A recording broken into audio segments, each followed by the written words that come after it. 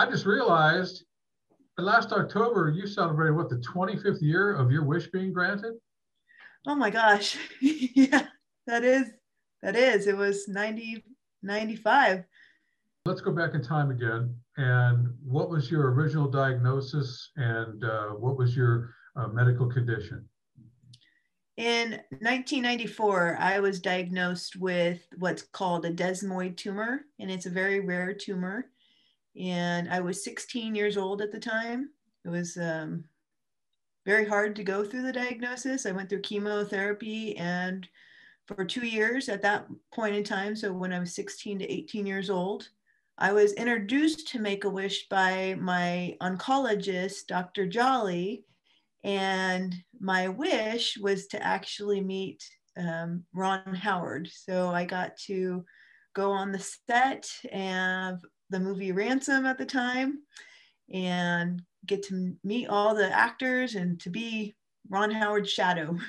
Ransom, was that the one with Mel Gibson? Mel Gibson, Delroy Lindo, Rene Russo. So what was that like? It was a magical experience.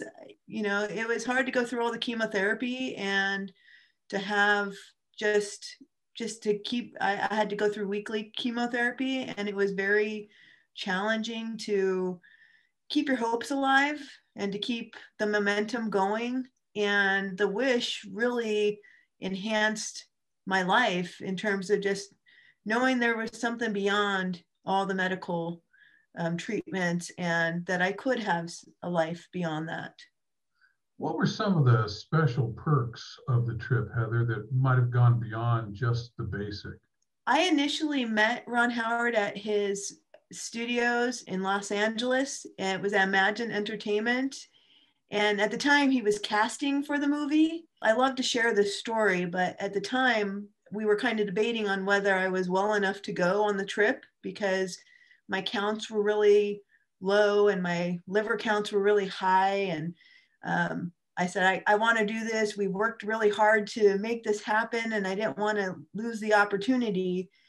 And when I went for the weekend, it was like a Friday through like Sunday. And when I got back from the trip, my counts were the best that they had ever been. Well, there's a pretty strong statement right there. That's It's the power of amazing. a wish. Power of a wish indeed. So let's bring ourselves to present day. First of all, are you completely clear? I still live with my tumor. It's actually in my neck, but it's actually shrunk down. There is actually no cure for what I have. Hopefully things will, improve. And I've seen a lot of changes over these years. 25 years that I've had my wish granted. In 1994, I was initially diagnosed, and to see how things have evolved is pretty remarkable. And I will say Make-A-Wish has always been there every step of the way, from when I first got my wish granted to now being a volunteer and also wish granter. And I've even referred kids as a medical social worker. I've actually got the privilege of being able to give back and refer kids too. Wow. How long have you been a volunteer now for Make-A-Wish? Well, ever since I got my wish granted, I started to go out and public speak about my wish. I started to volunteer to try to grant wishes. While I've been up here in the North State, I actually was a medical outreach for a while, and I worked with one of my good friends, Nancy, who is a nurse, and her and I would go out and try to find those kids in our community, and just doing everything I can. What's your best memory from a Make-A-Wish or from a Make-A-Wish kid? There's so many memories that I have about Make-A-Wish. This time of year is always my favorite. The Radiothon is just such a vital part to our community here in the North State. And just meeting all the kids and families and hearing about the wishes. I know this year it's a little different since we're doing a lot of this virtually, but it always just feels like a big family every time we all get together, between the Make-A-Wish kids and the families, but also all of us volunteers and like what Results Radio is doing. It really keeps us together, and to know that we're keeping this going. Indeed. What's the feeling like? Kind of describe when a wish gets granted. What's the feeling inside you? Well, truthfully, I can't hold back my tears. You know, it's just such joy, and every time I think about it, and all the stories I've heard over these years, um, it's just you just get that little peace in your heart, and that joy just fills your whole body, and you remember your own wish, but then you get the wonderful sensation of knowing how other people have experienced that as well, and that this keeps going and it keeps spreading, this power of the wish. Heather, you've gone through every facet of the Make-A-Wish experience, literally.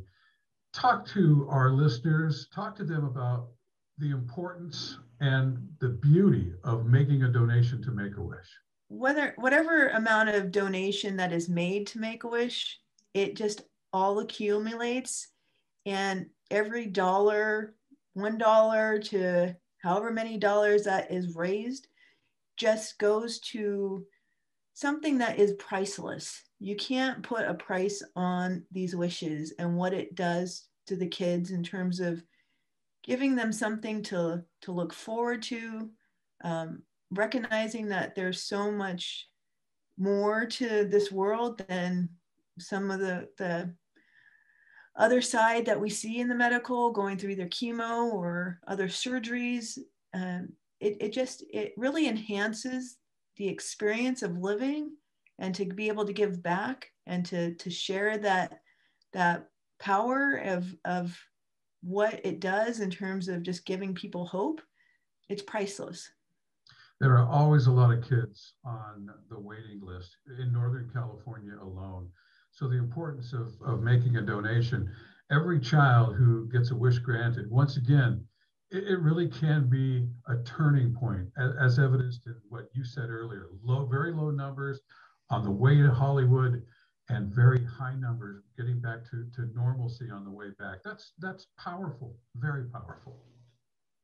I'll also say, with some of the wish kids, there's kind of a stigma, and I hope that over these years that this has kind of changed, but that especially in the beginning when I first was introduced to Make-A-Wish, that we were all, it was like, I know they call it life threatening, but that that we were terminal. And there are so many of us wish kids out there. I mean, I even in my clinic that I work in, I've encountered many kids. They're not kids anymore, they're adults. Right. And you get this bleak outlook sometimes, like, again, mine is incurable at this point in time, even now after all these years.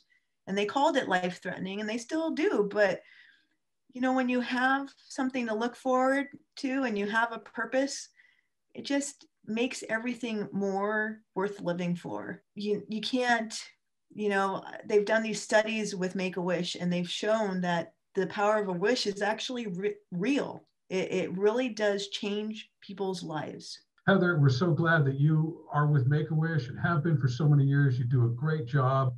We love you, and we look forward to another successful Make-A-Wish this year. Thanks so much. Thank you, Rick. We love you at Results Radio, and I always just enjoy getting to see your faces again. So thank you for letting me be a part of it.